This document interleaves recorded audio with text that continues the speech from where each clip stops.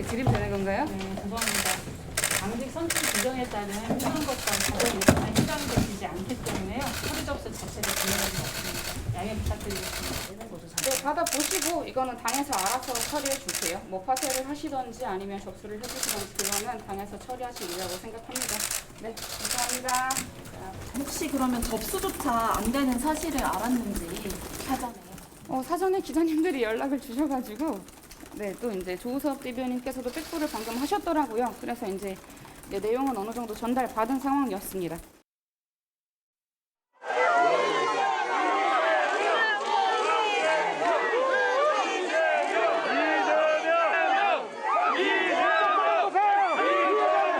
차기 총선에서 반드시 승리하겠습니다. 이기는 민주당을 만드는데 저 자신을 온전히 다 던지겠습니다. 이 임무에 실패한다면 이재명의 시대적 소명도 끝날 것입니다. 예. 전재수 의원님. 박지원 전 비대위원장이 당대표에 출마할 자격이 없다라고 당에서 결정을 냈는데도 서류를 갖다가 제출한 게 문제예요? 아니면 그거를 끝까지 안 받아줘. 그러니까 저 당 선관위 여직원이 조금 안타깝습니다. 무슨 죄가 있길래 뭐 그런지 모르겠어요. 어쨌든 박지원 전 비대위원장의 저런 태도가 문제예요? 아니면 당이 문제예요? 그러니까 이재명 의원 쪽 문제. 제가 볼 때는 일단은 당에서는 할 수 있는 한 최선을 다해서 설명을 했다고 봅니다. 특히 이제 우상호 비대위원장께서 박지원 위원장을 오찬까지 해가면서 당의 입장을 한 번 더 설명을 했습니다. 한 번 더 충분히 전달을 했고 그럼에도 불구하고 이제 뻔히 결과가 예측됨에도 불구하고 뻔히 알면서 파쇄를 하든지 접수를 하든지 그 당신들이 알아서 해라.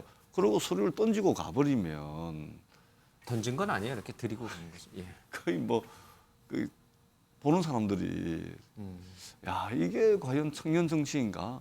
또는 이 청년 정치를 국민들께서 혹이라도 또 불신하거나 청년 정치의 한계를 저 모습을 통해서 확인을 하면은 어쩔까라는 그런 아쉬움은 대단히 있습니다. 대단히 있고 차라리 이제 당의 어떤 그 결정이 내려졌으면 오늘만 사는 게 아니지 않습니까? 오늘만 사는 게 아니죠. 내일도 있고 모레도 있는 거거든요. 특히 청년 정치인들의 자산이 바로 그런 게 아니겠습니까? 예.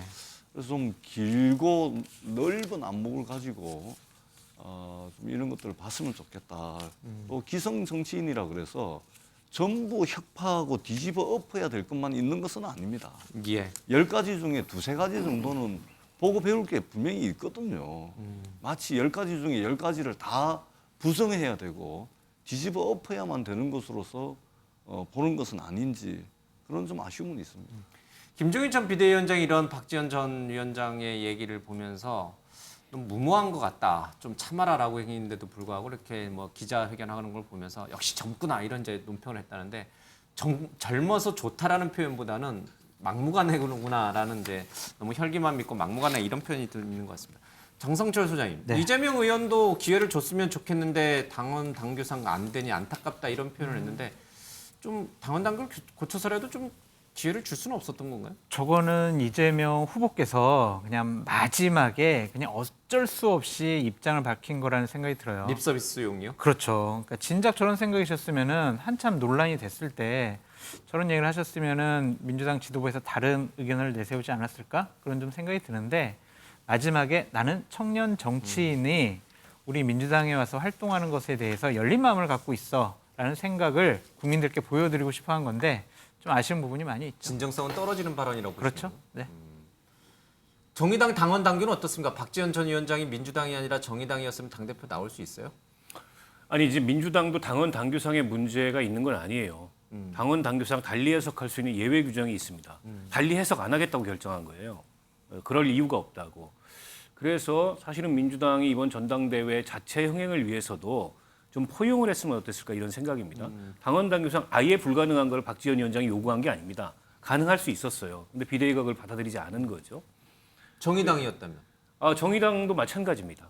정의당도 당원 가입한 지 6개월이 지나야 선거권, 피선거권이 생깁니다. 하지만 예외 규정이 있다. 예외 규정이 따로 있지 않습니다. 그에 대해서는 정의당은. 아, 그럼 더 안 되는 거네요. 그렇죠. 예. 근데 저는 박지원 비대위원장이 문제는 당이 그렇게 받아들이지 않기로 결정을 한 이후에 행보는 과유불급이었다고 봐요. 그러다 보니까 제출하러 간 거는? 예, 정당성도 잃고 명분도 좀 잃고 지지 기반도 잃고 향후에 저분이 아직 젊기 때문에 당에서 여러 가지 정치적 가능성이 있는데 그걸 좀 좁힌 측면이 없지 않아 있다고 보고 이재명 의원의 오늘 말씀은 너무 속이 뻔히 보이죠. 진작 저렇게 얘기했으면 그 예외 규정을 비대위가 적용했을 수도 있어요. 근데 그때는 침묵하고 있다가 이제 와가지고 다 끝나고 나서 한 발 걸치는 거는 제가 보기엔 그냥 면피성 발언이죠. 어대명을 넘어 이제 확실히 대표는 이재명이다 그래서 확대명이 지금 민주당 내에서 나오는데 너무 확신하니까 이제 약간 배려 차원에서 얘기한 것인가요? 그렇게 보여지지는 보일 수 않고요. 없네요. 예, 오늘 이제 보셔서 아시겠지만 대립각을 확실하게 세우는 후보들이 이 2명, 3명 막 나오고 있어요. 막 나오고 예. 있습니다. 그렇기 때문에 치열한 경선 과정을 거치면서 새로운 질서와 기풍을 만들 수 있는 그런 계기가 됐으면 좋겠습니다. 네.